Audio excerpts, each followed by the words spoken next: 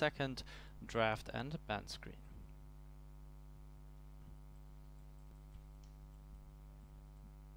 Alright, looking at that, just waiting here for the bans to be executed, and yeah, at the moment nothing happening here.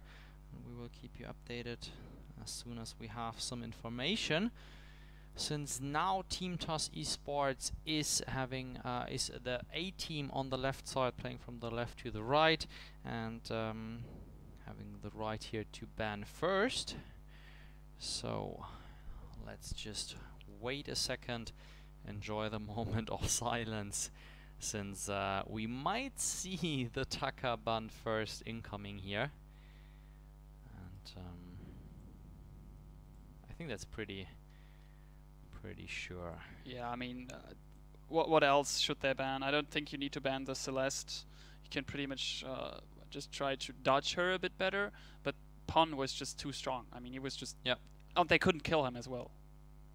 And it's just like... yeah, it was just... It's just a too powerful weapon in the wrong hand.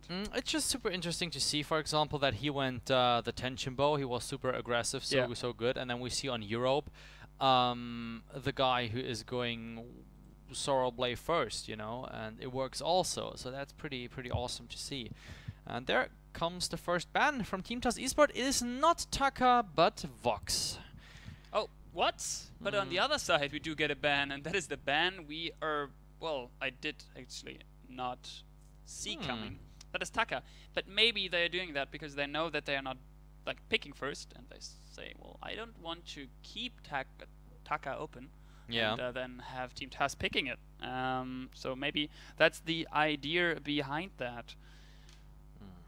Can be. So just asking the other ones here for the pick. And yeah. So guys, we did not talk about that in the North American cast so far, and basically talking about what are you winning if you're taking this thing home, like all of it, if you're placing first and winning the finals tomorrow. Yeah, that's actually a big surprise, and it got announced on the VangloryGame.com website under news as well. I will send you the link into the chat in just a second. And it is stating there that basically the first 16 teams are getting points, and those points will allow them to compete in the second qualifier out of the best 64 teams in Europe and North America. And for this one as well, the winners are flying over to the VIPL. At least they're getting a ticket to the VIPL. So getting casted by Valdez and Monte Cristo over there.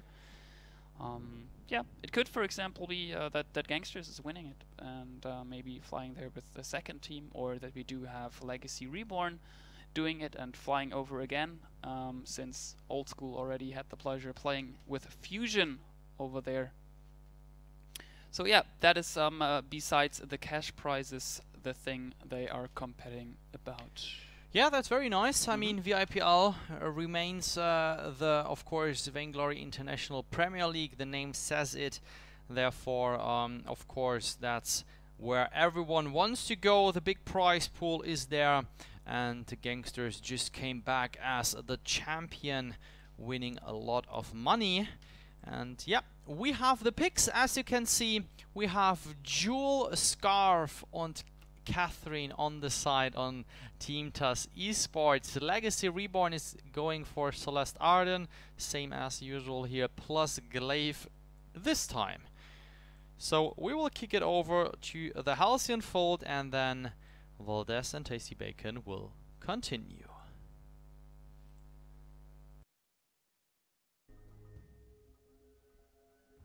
Welcome back to the Halcyon Folds, here for game number 2 of this series between Legacy Reborn and Team TAS eSports.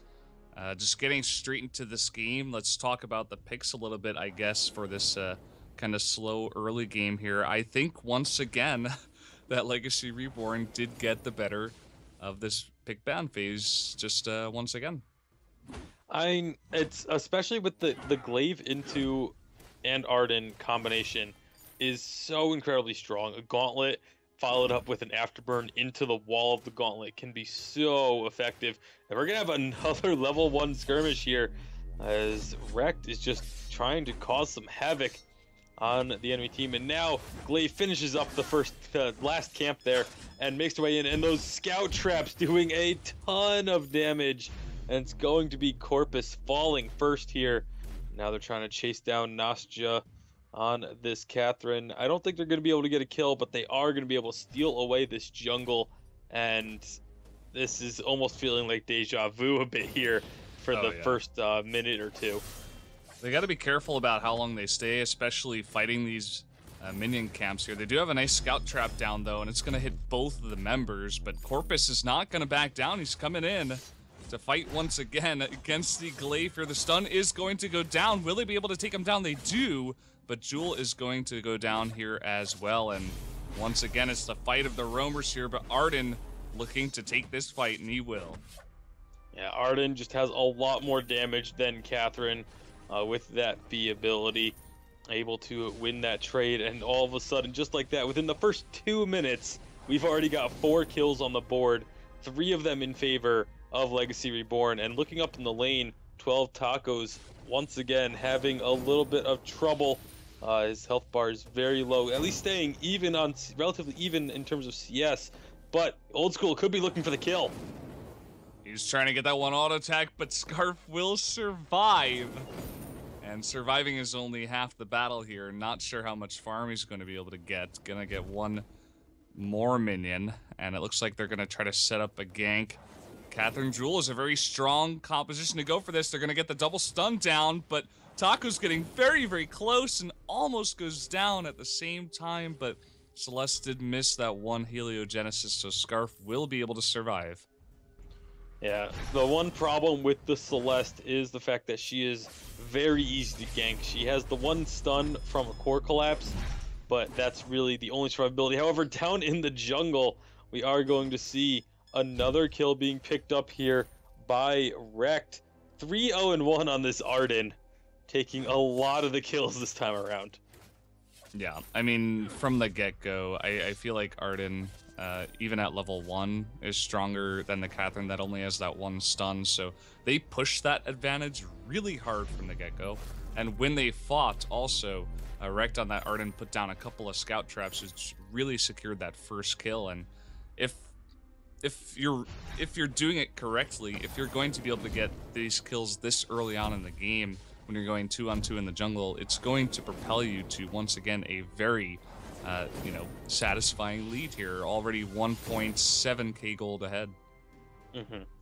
Yeah, it's it really is looking like Legacy Reborn is just the stronger team of these two. Of course, this game is far from over, but if they play anything like they did the previous game, then this is just going to continue to snowball heavily in their favor. As we see, they now start splitting up, letting the Glaive roam the jungle on his own. Now Rekt does come back down to join him as they go for another invade, looking to just really punish the jungle of TAS eSports. Yeah, once again, just trying to push that advantage here. A couple scout traps have gone down, but Celeste will join up here, trying to get that core collapse down. Does land onto Catherine, but getting that shield up, and he will be able to just barely get away. But at the same time, you're only just barely getting away, and it looks like Legacy Reborn do want to take more from this jungle. They're actually going to move up into the lane. Scarf was very far up. Will be able to just duck into the Legacy jungle and actually take a couple of camps himself before recalling out to safety. Although may not be able to recall out to safety. They are very close, but nope, doesn't look like Legacy wants to go after it. Instead, just gonna clear out their own side of the jungle. And now TAS eSports gonna get collapsed on while taking the gold mine. Oh, but look at this. Celeste getting totally caught out here. Will she be able to survive? It does look like it's somehow, some way, with the help of that Arden, is going to be kept alive and is going to be able to do enough damage here. I think a pretty risky gold mine to be taking at this point. And look at this, 12 Tacos also going to go down. So 3 members do go down. Not quite getting that. Oh, they do actually get the ace, just barely. Just barely got the ace bonus. It was as Jewel was respawning. So an ace and the gold mine picked up for Legacy Reborn, and just like that, this gold lead has skyrocketed up to 4,000 gold before 6 minutes. And this is, again, just really looking to like a repeat of game 1, unfortunately, for TAS eSports. Yeah, basically no mistakes so far. Once again, as Donjon was saying, outside of that, Celeste kind of getting caught out, but it's almost like they're far enough ahead that they can afford to make some small mistakes here. And here we go once again. 12 Tacos is going to be slowed here. Core collapse to follow up. One more heliogenesis, and that is another dead Scarf, something we have seen quite a lot so far in these 2 games. Yeah, it looks like they're going to try and collapse onto Nope. They do decide to back off very wisely. And, I mean, they're having to litter their own jungle with scout traps just to try and spot these invades. But even when they do, Pon, the original, doesn't even care, just goes right into their face. And already the first turret is down pre-7 minutes. And they're once again going onto this Scarf. Huge solar storm. Meanwhile, Glaive is just wrecking their days in the jungle. 1v2 and coming out on top. I was watching that one. Pon took some damage from like 1 scout trap, but he's level 8 to 2 level 4 heroes, and he has a Sorrow Blade versus just the 6 Sins at the time. Now picking up the heavy steel on the Jewel played by Corpus. So, I mean, at this point, it looks like Legacy is even further ahead than they were in that previous game. Yeah, they took down that first turret about 5 minutes sooner. And again, sitting on over 5,000 gold lead. Another kill being picked up, and it looks like they're going to keep going for more. Old School is actually in a lot of trouble, but doing so much damage onto Corpus, manages to pick up the kill and is somehow staying alive and gets a second kill. What in the world? Old School outplaying a 2v1 there. That Eve of Harvest complete the health gain from the damage is just somehow kept him alive through all that. Just huge amounts of sustain, and it's just, again, just very far ahead. I mean, Tacos is around the same level at least, but not a single completed item just yet, whereas Old School on that Celeste is working on her second. So we do have Corpus once again taking a ton of damage, getting burst down almost immediately by the Glaive, and a nice cleanup there by the Celeste. Yeah, this is it's getting ugly quick here. 12-2 now with a almost 7,000 gold lead. 1 turret already down, and we're not even at the 10-minute mark. This is just a really dominant performance from Legacy Reborn. Really just putting the rest of the teams remaining in this tournament on notice that they are going to be a difficult fight. Yeah, and it looks like the stun is coming out onto Old School, almost maybe to save himself, but it looks like Glaive trying to get on top of Scarf here. Solar Storm is going to come out, and he's going to eat a ton of damage, and Gauntlet spells certain death for these 2 members of Team TAS, and they're both going to go down. Yeah, only Corpus left to defend. Level 5, the lowest level on the side of Legacy Reborn is 7 on the Roam. That is, I mean, Glaive is further ahead in terms of experience than even his laner, as they pick up yet another kill and the second turret now. I mean, Glaive right now is the level of both Corpus and Nostra combined. That's pretty insane. Is just a terrifying thought. I don't know if I've ever seen that before, actually, but I mean, again, it all comes down to very smart play. Like, I did actually appreciate the draft this time out of Team TAS. I still think that Legacy did get the advantage out of it, but I saw what idea they were going for. They're like, okay, they're going to go for the Celeste Arden composition again. As you said before, Tasty Bacon, Celeste is going to be easy to gank. Let's go for the Jewel Catherine and go for those big ganks in the lane. And unfortunately, they were just trading a bunch, or actually Legacy Reborn was forcing a bunch of trades very early on in the jungle because they knew they had the advantage 2-on-2 in the jungle, so they didn't even offer that opportunity for them to go for those ganks that they had prepared for. Yeah, and they're just going to continue pushing and forcing Jewel to have to jump over the wall. And I mean, I have to assume that this will probably go until the point when Kraken spawn, just because their ability to push in isn't the best. But here comes the Gauntlet. Yeah, Gauntlet going down, and Core Collapse going to land on Tacos, who's desperately trying to find some damage here.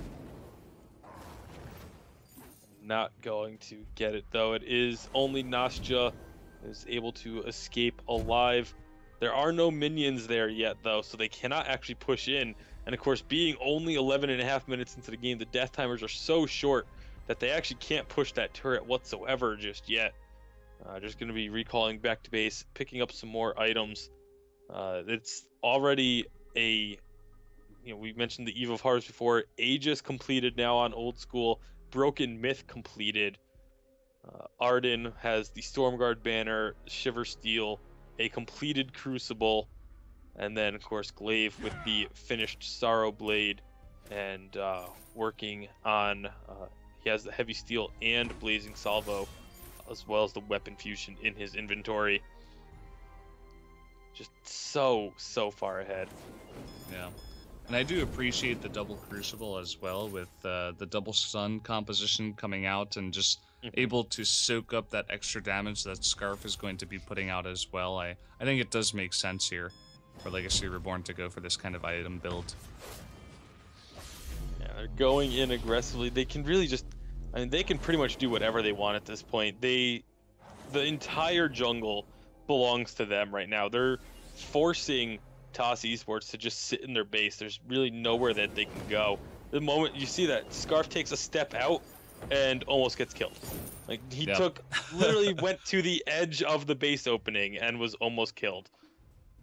Yeah, I mean, this is part of the reason why, Donjon was talking about this. Legacy Reborn, everybody knows them who's been following the NA scene for a while now. They have tons of experience. These guys know what they're doing, and they're showing it here.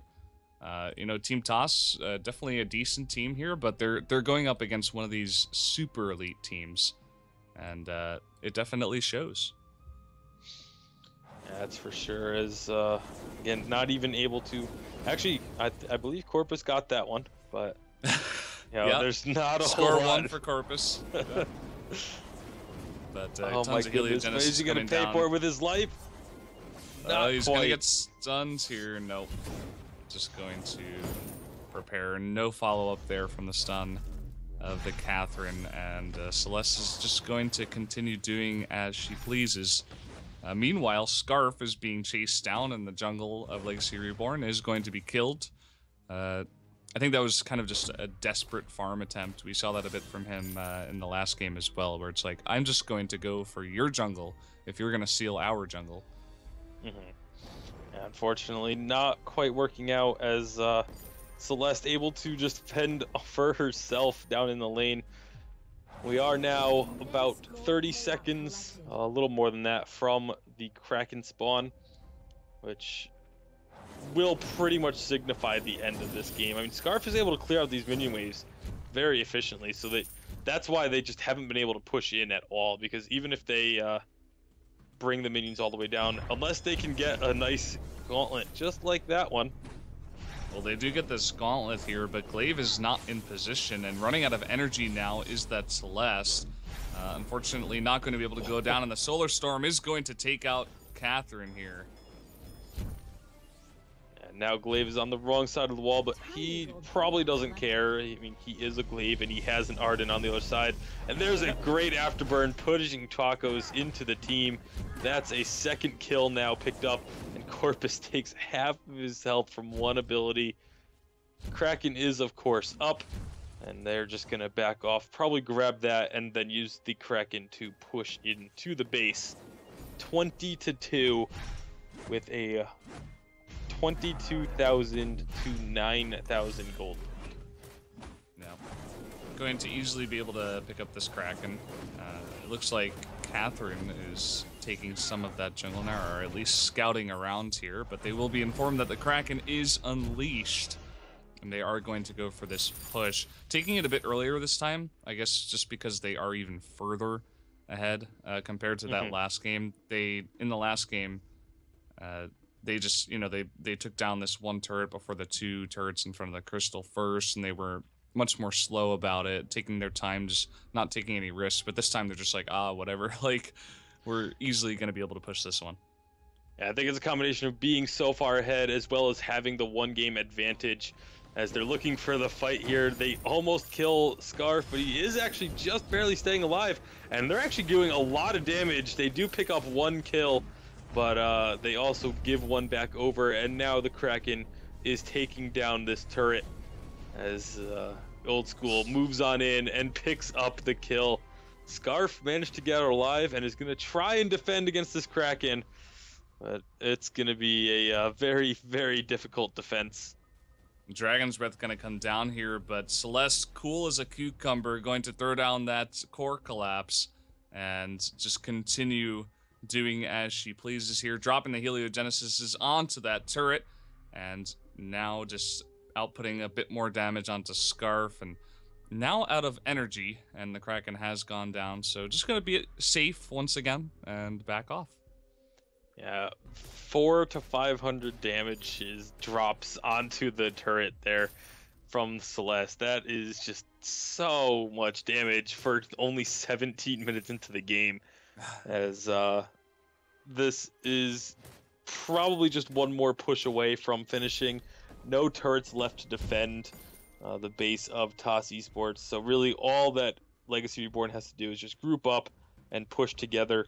There is one turret picked up there from TAS eSports, almost like a consolation prize. Finally, Scarf, the dream, has been realized. You got your turret. She's going for the next one. She's going to burn it down there a little bit. Poor Scarf. Actually, it did a pretty solid amount of damage to that turret, considering it had the defensive buff of not having minions there. But unfortunately, going to be a little too late here for TAS eSports, as they are pushing in for the final push here. Yeah, just going to output that damage once again. Jewel is going to go ahead and stun Celeste, but it is not going to matter here. Tons of damage coming out. Will they go for the Catherine kill? No. They're just going to shatter that crystal.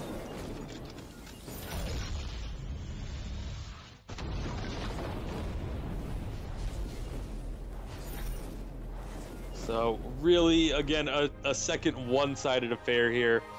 Legacy Reborn just clearly the dominant team in this matchup, and will be moving on to the semifinals taking place tomorrow. Congratulations to them being the first team to take that next step closer to a trip to the VIPL. Yeah, not much to go over here for the items. Just once again very far ahead in the double crucible, as I mentioned before. Jewel's getting chunked down for about 450 damage by Celeste by the end of that game, because she was desperately trying to get a Sorrow Blade, which she eventually got, but only a kinetic shield by the end of it. So just once again very far behind. Yep, so we are going to go ahead and send it back to the guys in Germany. Donjon and Blueberries, take it away. Thanks a lot, Tasty Bacon. We are back.